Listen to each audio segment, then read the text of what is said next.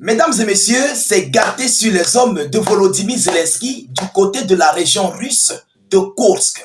La situation est critique. La situation est indescriptible. À l'heure où je vous parle, la Fédération de Russie vient de faire une annonce très chaude. Une annonce qui donne de l'insomnie. Oui, on nous annonce que aujourd'hui, dimanche 9 mars 2025, les forces armées russes viennent de libérer en une journée 3 localités dans la région russe de Kursk, occupées par les Ukrainiens. Je répète, 3 nouvelles localités viennent d'être libérées au niveau de la région russe de Kursk, occupée par les Ukrainiens.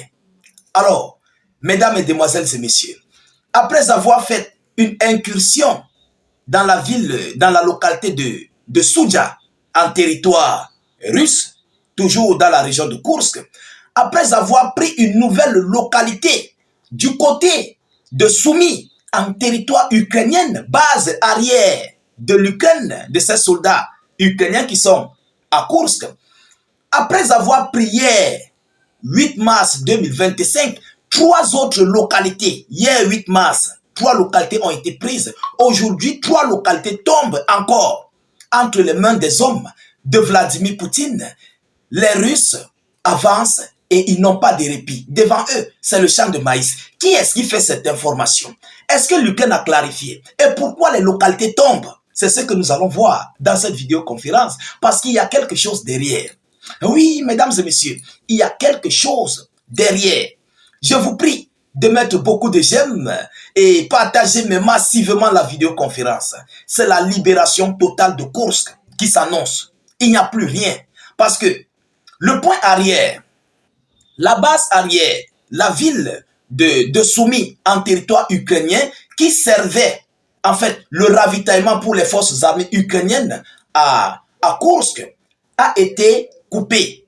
Vous comprenez? Le ravitaillement des soldats ukrainiens a été coupé. Est-ce que vous comprenez? Alors, ceux qui sont à Kursk sont pris dans le panier. Ils n'ont plus de ravitaillement, ils n'ont plus rien. Dès que les munitions finissent, ils se rendent. Soit c'est le repos éternel.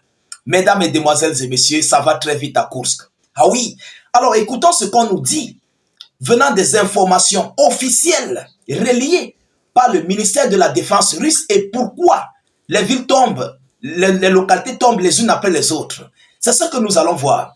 La Russie dit avoir repris 3 localités de sa région de Kursk à l'armée ukrainienne, entre les mains des forces armées ukrainiennes. Mais qu'est-ce qui s'est passé? Mettez beaucoup de j'aime, partagez massivement. Abonnez-vous si vous n'êtes pas encore abonné et mettez vos avis en commentaire. C'est très important. Alors, mesdames et messieurs, le ministère de la Défense russe a annoncé dans un communiqué publié ce dimanche avoir repris les localités de Malaya Loknia. Malaya Loknia, ça fait 1. Tcherkaskoye, Porochnoye, ça fait 2. Excusez-moi des prononciations. Et Kositcha, ça fait 3 localités qui ont été prises entre les mains des forces armées ukrainiennes. Mesdames, mesdemoiselles et messieurs, on ne s'arrête pas là. L'Ukraine, dont les positions dans la zone se sont rapidement détériorées, ces derniers jours, espère utiliser son contrôle d'une petite partie de la région de Kursk comme monnaie d'échange en cas de négociation de paix. Écoutez ce qu'on dit. L'Ukraine avait pour but, pour mission, pour objectif d'échanger la localité russe de Kursk avec la Fédération de Russie. Donc, la Russie va lui remettre une parcelle occupée et l'Ukraine va remettre sa parcelle de Kursk et il se retire. Alors aujourd'hui, l'Ukraine a non seulement perdu les territoires occupés par la Fédération de Russie dans le Donbass et partout, et aussi ils sont en train de perdre cette localité de Kursk. Et ils perdent encore leur localité qui est une base arrière à Soumy, territoire ukrainien. Mais qu'est-ce qui se passe? Mesdames et messieurs, attendez, je vous donne la fin de l'information. C'est grave, hein? C'est gâté. Moscou avait revendiqué plus tôt la reconquête de Lebedevka, également dans la région de Kursk. Alors, qu'est-ce qui se passe? Qu'est-ce qui se passe, mesdames et messieurs? Évidemment, les soldats ukrainiens qui ont été encerclés ou bien qui étaient déjà en train d'être encerclés ont commencé à se retirer des fronts, des lignes du front à Kursk. Ils ont commencé à se retirer des lignes du front à Kursk. Pourquoi? Parce que leur base arrière a été attaquée. Approvisionnement, les approvisionnements, les voies logistiques et tout ce qui s'ensuit ont été limités. Et il y a même un commandant en chef sur le terrain, un commandant en chef ukrainien, qui a complètement relayé l'information selon laquelle il devrait se retirer. Oui, parce que ça ne sert plus à rien de rester là. Ça ne sert plus à rien. Ils sont déconnectés de l'administration militaire ukrainienne et eux, du côté de Kursk.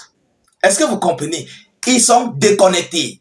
Juste allô, allô, mais le reste est complètement déconnecté.